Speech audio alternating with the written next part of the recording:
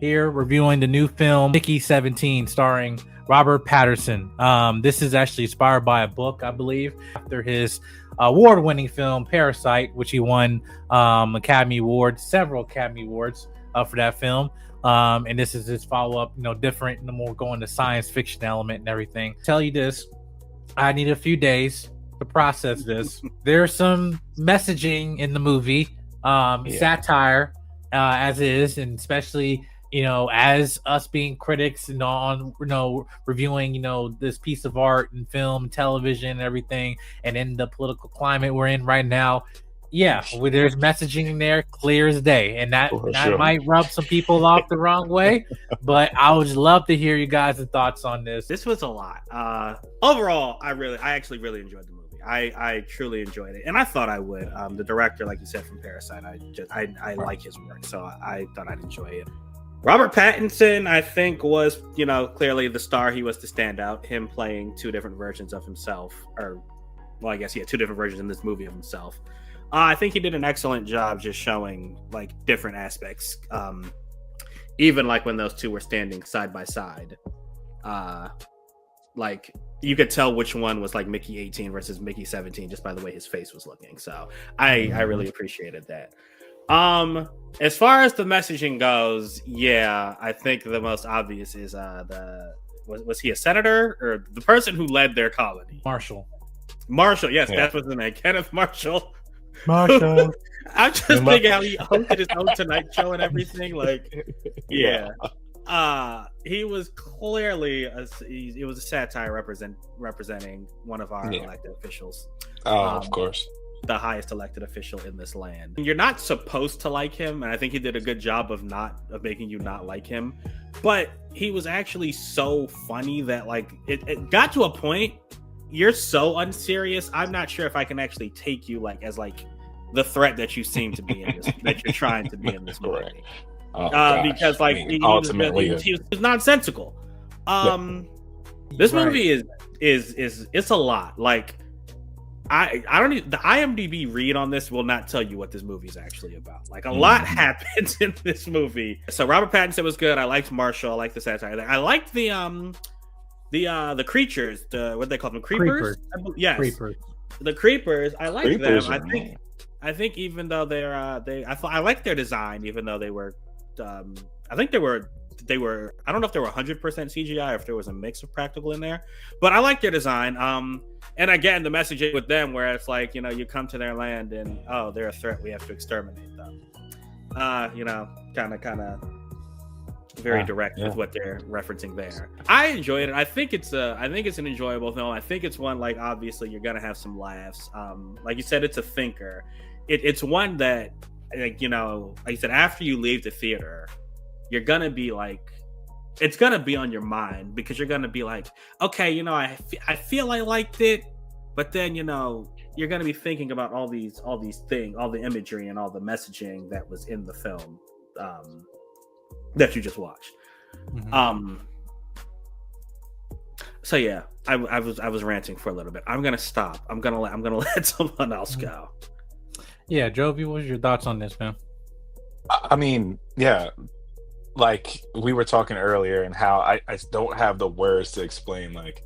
I like the film, but then there was times and moments where I'm man, this is kind of drawn out. And originally, when Sam told me it was 2 hours right before I went to go get a Pepsi, I was just it doesn't have to be 2 hours. I feel like you could tell this story from what we knew. I feel like you could tell this story in less than 2 hours. But I really liked it. I made a quote earlier. It's kind of like a more unserious Wes Anderson, but at the same time they try to make an action film. It's it wanted to be so quirky like a Wes Anderson film, but it didn't hit the same. But still a fun experience, and I like the universe, especially the creepers. I like this idea that we are going to go to another planet and there's these things, and somehow we have scientists smart enough to make voice recorder or a voice changer in 45 minutes. Translator. Translator. Right, Yeah. voice translators. They just pull it out of their ass at this point. Yeah. Hey, you got it. It's like cool. This makes you just added another element, and then I guess that's a great segue to it felt like they just were adding another element every 20 minutes in this film. It was like something new was added to the storyline. I felt with this after Bong Joon-ho's Academy Award win. I think this is his get out of jail free card. Like, hey, I can do whatever I want, and right. You guys are gonna watch it and take it. Which I think every director has it. Where it's like, hey, listen, I can do whatever I want. Hey, Christopher Nolan, you get Oppenheimer, you win it, and hey, I'm getting everybody from Hollywood and their mama in my movie. Because I can. Right.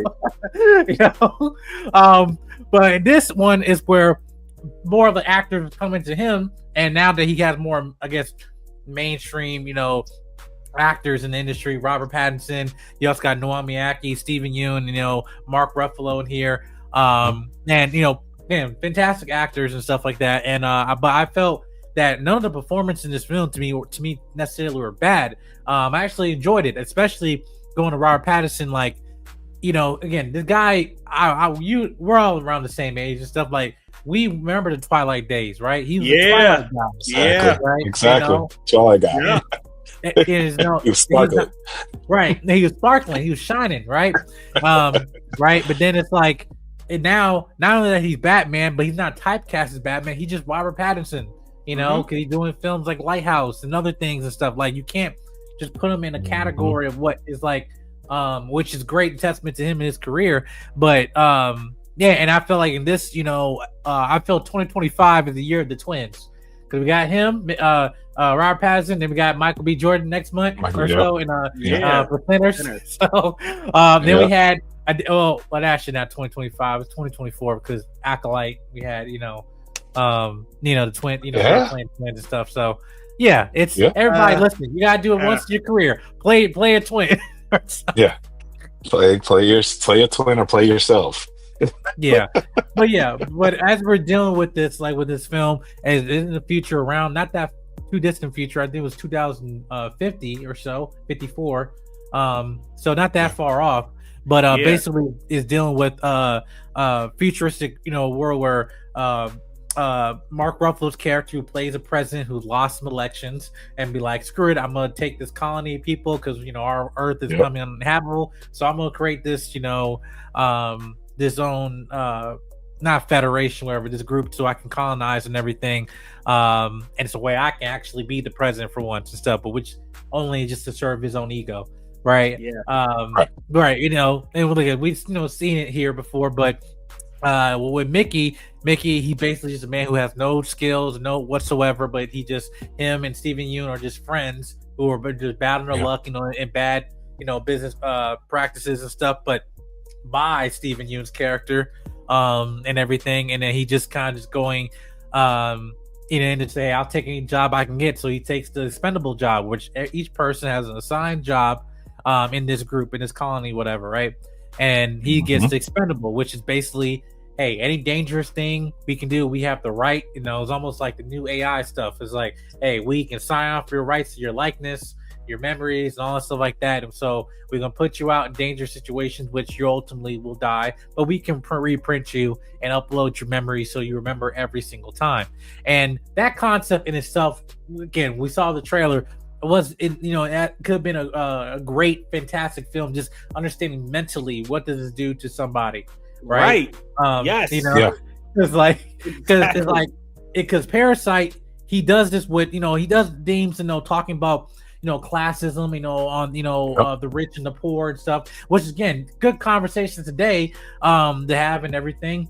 But with this film, definitely going to science fiction element, like there's another person thing about mental health aspect too, of like, and then there was a little part of it that was addressed in this film about like, this person has trauma of his own and everything, but he's just getting by just, until he actually meets somebody that cares about him. Naomi Aki's character, Nasha, who I really liked her, her character in terms of just being a support system and stuff like that, but devoted, plus definitely one of my favorite parts of the movie. Yeah, yeah, Yeah. and she's been having a good career and everything. But I'm pleased to see her in this film in these types of roles. Blink Twice as well. She's done it as well. But yeah, and basically he just kind of like going down in this road where it's like, people can ask him, hey, what does it feel like to die? Yeah. Like Right, Yeah, I man. was gonna say that. Like they asked, and every time they asked, you get like he made a very good job, did a very good job of making you feel very awkward and weird, like you're there. Because that is a really, really horrible question to ask somebody that literally for the rest of their life they're going to just be killed and reprinted. mhm. Like, Yeah, and it's you know, like, you yeah. said something, Mike, that like it made me think of a line he mentioned in this movie where he says when he's talking to 18, he's talking to his twin, essentially, his multiple, I think that's what they call Yeah, him. 18. Yeah, Yeah. And Mhm. he says something along the lines of like, hey, every single time I've died up until now, it's basically like I was continuing, like there's a version of, it was an old version of me, and this new version of me was just continuing when it was reprinted. But then he's Mhm. like, but 17 is like, seeing 18 is like, if I die now, that's like the end of me. Like it's over. Like, there's no more, it's now no more of me. And I thought that was it's like a very fascinating thing to think about. Excuse me. Because it's like even if like Mickey won, right? The first one of him. You have to think, when he first died, I'm pretty sure he wasn't thinking, oh, yeah, number two will just be like a continuation of me or whatever. And number two or number three or four, whenever each one of them dies, it's just like that is you, I guess, to me, and that's you, and like that's the end of you, and someone new is starting. And I like that Mickey 17 at that point was like, oh yeah, like if I actually go, there's no like that's me. There's no more of me. This guy 18 is a totally different person. He's gonna have totally different memories, and he's gonna continue on. Which I thought was an interesting theme for this movie to explore, which I wish they explored more. Like the yes, idea of dying and coming back. And like, is it really you? Is it actually you, or are you someone completely new? yeah. Because there was a line, you find out by a little bit of his backstory that he got in a car accident with his mom. His mom died, whatever. Mm-hmm. So he had like no family left, connected. But then he pushed this button, this red button, which caused like a lot of trauma for him as a child, right? And that one line of when he's talking to 18, it's like, man, we suck, whatever. Like, mom died and buzzed off, and then Mickey 18 was like, what are you talking about? It's like that was an accident, and then that red button didn't cause the accident. Why you keep beating yourself over that? And he's being a hard ass, but then he's being real. Like and then this whole psychological element to it that I wish they just capitalized, because there was something there.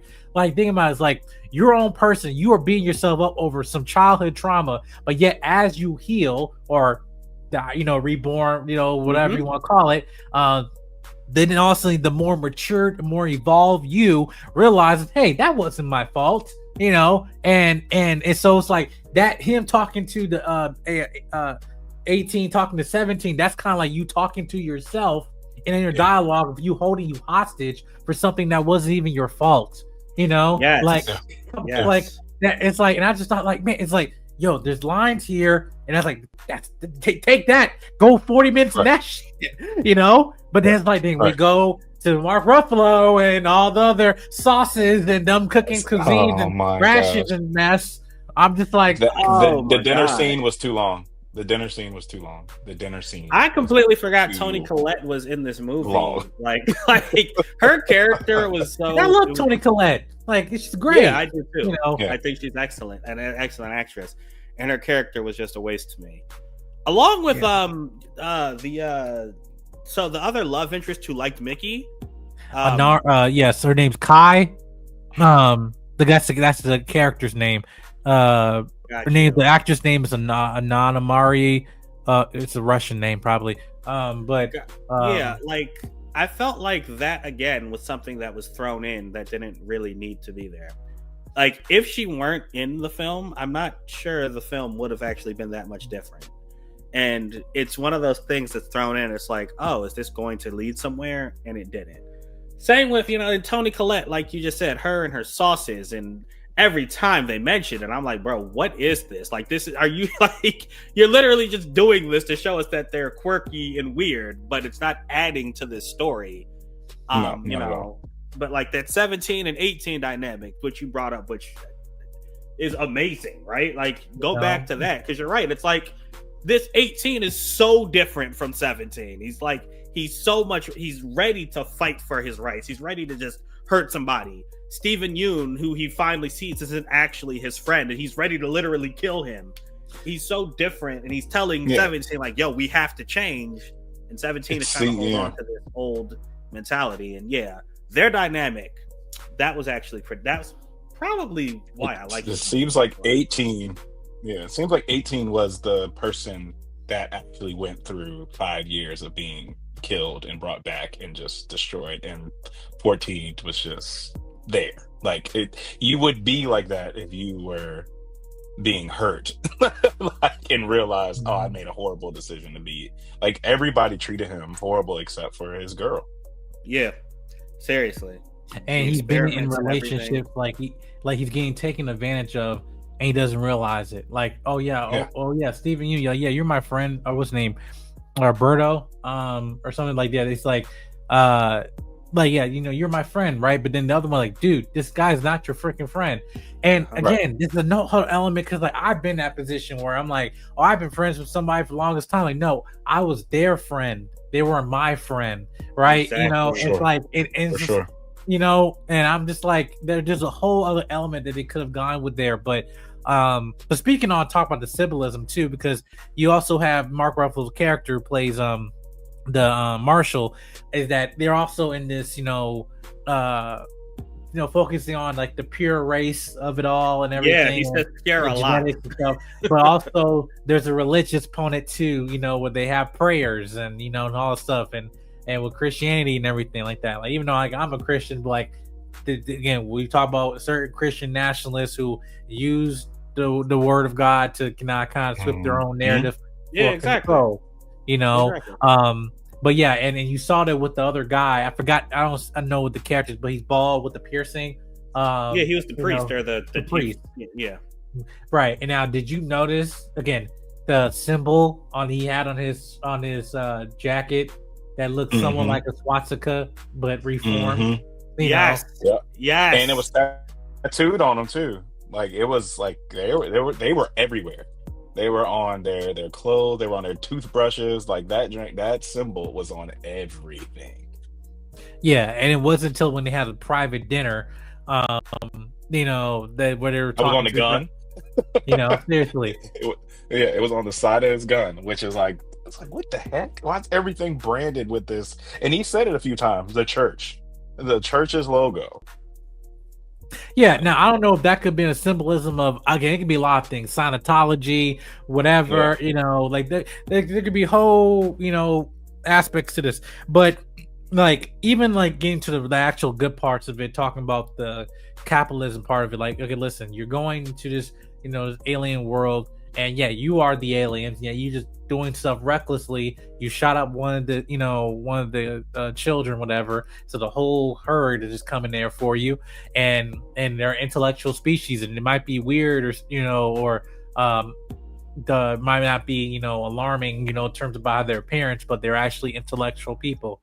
And again, there's a lot of similarities to that. But my question to you guys is like, what was your thoughts just on the actual good messaging, talking about just not having this dictator, but like they're making these reckless choices that is actually leading to almost the destruction of their own race, and actually learning not to learning not to shoot and ask questions later. It's like, hey, calm down, listen to the scientists here, there's good scientists and there's bad scientists. So it's like, so it's not just black and white where it's like, oh yeah, let's do what the doctors tell you. They're giving you these rations of food and stuff, right? And out of the blue. And but like, the one doctor's like, no, we can't do this because this is gonna like happen. Like, no, shh, and just follow along. Right. It's like, what was your thoughts on that in terms of like the system that was at play in this movie? So I guess the overall messaging. So first off, to your point with the scientist, yes, that one, I guess the lead scientist, the male, he was like, I mean, he was a jerk. He was experimenting on Mickey essentially without his knowledge a lot. Yeah, I think he fed him the meat that got him sick. Then he gave him the painkiller that didn't actually work, and just ready to just kill him or whatever. And even you could tell when Marshall, at the point when the creepers, because the point in this movie, the creepers are ready to go to war with the colony. Even at that point, you could tell he is like a scientist. He's like, even though he's been on Marshall's side this whole time, you can see in his face, he's like, yo, this is bad. Maybe we shouldn't, just try to go out and kill them because like they seem serious. And it took the young lady, who I don't remember if they said her name, but the lady scientist to actually come and help Mickey de-escalate the whole situation. Yeah. But yeah, so I mean, as far as it goes with, yes, like, they showed that Walker was ready to just go to war with the inhabitants of this planet, gas them and try to kill them all, when that really didn't need to be the case. And Mickey went out there and talked to them and found that they had common ground and stuff. I mean, I can appreciate that type of symbolism. I do think, like you said, there are going to be certain people who look at this and they're gonna say, "Oh, well, why are you doing that? You're trying to insult my guy or people who think like me and say that we're wrong when we do something like this." To that, I don't want to sound callous, but I will say, I guess I'm about to. I wholeheartely disagree, and I don't really think I would care if people thought like that.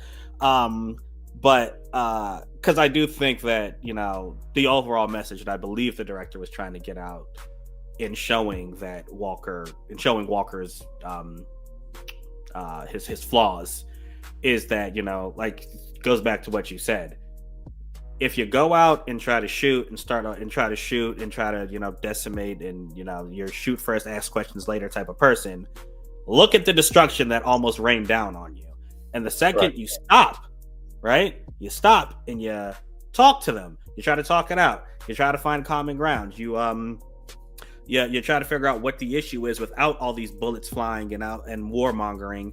Then peaceful things happen, and like you see in the end, they're actually coexisting together. So yeah. I dug it. I thought that part was actually pretty wholesome in my opinion. What about you, Dobie? Yeah, I mean, like, I really like the aspect of the scientists because they would be a huge part of any type of exploration, right? And this idea that you have a leader that really doesn't know anything but claims he knows everything, and we have one of those. It just added to that because it's like Sam said, the main scientist was like, you're crazy. Yeah, you're on the same side, but then when you realize that y'all were about to lose everything that you worked for, then he was like, maybe we shouldn't attack these creepers that are surrounding us and have been surrounding, and is getting more and more of them by the hour. Like, they're ready to go, and you want to make a really bad decision, but let the leader's wife cut off a tail and just take its blood. It's like it seemed like good and bad was used for the scientists, but everybody else was kind of very neutral besides Mickey's best friend. That's where the scientists were like the good and bad in the film. Because my only thing is, like, I'm a sucker for science fiction films, like even with the bad ones, like I'm talking about like the Oblivions and the Elysium type stuff. Like, they have their moments, but like like, I'm not saying they're great movies. I was like, that was nice. That was pretty. I'm like, I got in engineering, when I was in college and stuff. Like, when I was a kid, like watching these movies, like, oh, look, this scientific world and everything, right? But like, but then you're older, like, this is a bad movie. Like, but this is not, I don't think this is a bad film. I just think like this film, if you're going with the expectation, knowing who this director is, yes, he continues on themes that he does in Parasite. However, it's not as intellectually as compelling, and I think as provoking to incite conversation than He's very on the nose with what he's saying. Than the first film, because the first film is like, okay, that's causing like, not only that it's in a different language, but like you're seeing another community, you're just the conversation these people are just having, like that could be whole like videos and just being talked about, just the first people's dialogue on the themes that was in the first in the film The Parasite. But with this movie, it's entertainment. Listen, do I think you're gonna be bored? In some moments, maybe, if you're just going along with the points, but if you're in it for the investment of those characters and the performances, I think you'll have a decent time. Again, I said that none of these actors, I feel, to me, were wasted talent. It's more of just the story that I feel that the director was trying to do, that I wish, knowing that he has that capability to like do that with this film. But hey, it's it's equivalent to when someone told me this when we were walking out the theater. It was compared to how people might have criticism for Jordan Peele's Nope compared to Get Out, right? Yeah. Even with us as well. Like I mean, I enjoyed all three of them, and stuff, right? But Get Out, was his like crowning jewel, and then people like Nope is his like science fiction type of like dive. Like I want to have fun. Was it a Close Encounters type, exactly type of stuff, right? Which he has the ability to do, to explore different genres. But is it as compelling and thought-provoking as the Get Out and first film? No. Was I still entertained? Yes. So that's what, if you're not going with expectations here, I feel you'd be okay. For sure. No, what you just said was actually, that's the perfect analogy. This is to Parasite what Nope is to Get Out. You're right.